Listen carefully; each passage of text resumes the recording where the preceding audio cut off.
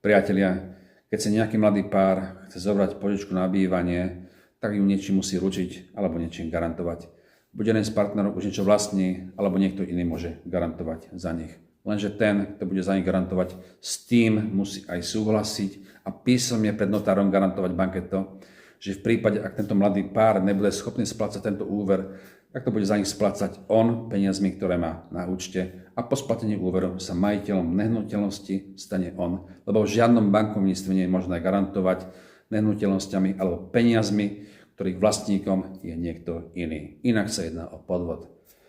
Ešte keď k tomu pridáme, že peniaze, ktoré slúžia ako garancia na požičku, sú zmrazené, tak to znamená, že tie peniaze sú nedotknuteľné, čiže nie je možné ich použiť, lebo v opačnom prípade by sa jednalo o rozmrazenie týchto aktív, čo by znamenalo neoprávnené spravovanie peňazí spoločnosťou, ktorá ich spravuje na základe zmluv s investormi, čiže by sa jednalo opäť o podvod, čiže podvod na podvode.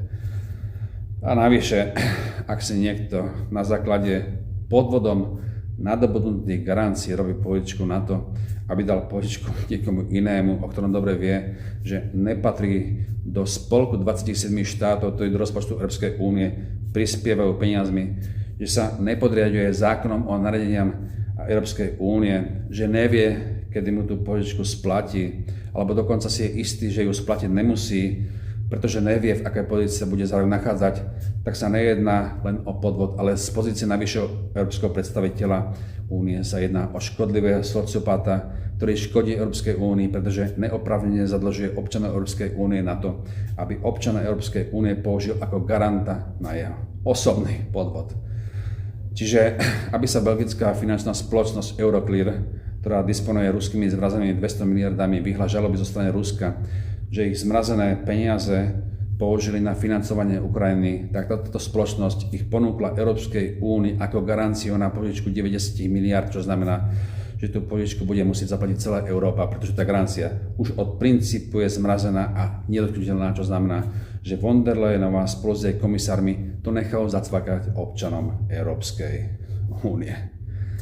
Ak si niekto myslí, že Slováci, Maďari alebo Česi to splácať nebudú, tak je na veľkom omyle, pretože ak si sused zajtra vezme požičku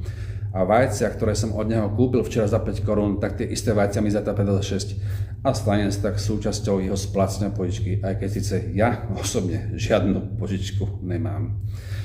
Ak si nejaký naivný hlúpak myslí,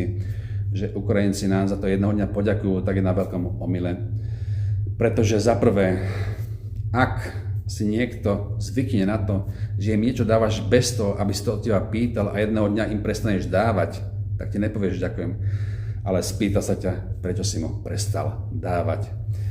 A za druhé, táto ďalšia požička nebude slúžiť Ukrajincom na to, aby sa najedli, ale bude slúžiť zbrojárskému priemyslu v Európskej únii, ktorá im tie zbranie bude predávať, že budú nás nenávidieť, pretože okrem zavraždených synov budú v Európskej únii dlžní už nie 200 miliard, ale 290, čo znamená, že na každého Ukrajinca to vychádza približne 7 alebo 8 tisíc eur na hlavu.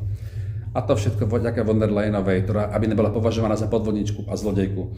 potrebovala súhlas od predstaviteľov členských štátov, aby sa tak vyhla zodpovednosti a mohla sa vyhovoriť, že s tým súhlasila aj ostatní, pretože to, čo predvedla Európska únia vo štvrtok a piatok, nie je nič iné ako legalizovaný finančný podvod na úkor občanov Európskej únie, aby tak európsky zbrojársky priemysel profitoval na vojne s Ruskom až do posledného Ukrajinca, lebo týmto darmožráčom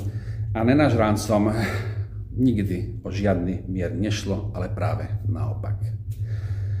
Priatelia, to by bolo všetko. A keďže za 4 dní tu máme Vianoce, tak na rozdiel od tých darmožračov z bruselského brlohu a vojnových štváčov spolu s ich poskokmi, ako sú napríklad taký Korčok, Naď, Šimečka, alebo tá ikona politickej negramotnosti Remišová, ktorá by rozdávali Ukrajincom namiesto vianočných darčekov zbrane, aby pokračovali vo vojne a vraždili sa s tými, s ktorými sa pred desiatkami rokmi priatelili, vám prajem pekné prežitie Vianočných sviatkov v pokoji a miery. Pretože priznať si prehru, v ktorej lepšie ustúpiť ako pokračovať, nie je slabosť, ale víťazstvo a dokonalosť, ktorá nie je ničím iným ako znakom ľudskosti. Ja chápem, že nenažránci z bruselského brlohu a zbrojárskeho priemyslu majú iné priority a toto nikdy nepochopia. Takže im tie ukradnuté peniaze od nás, občanov Európskej únie, v podstate aj doprajem, pretože som si na 100% istý, že sa jedného dňa s nimi aj zadrhnú. Priatelia, to je bolo všetko. Majte sa krásne. Čaute.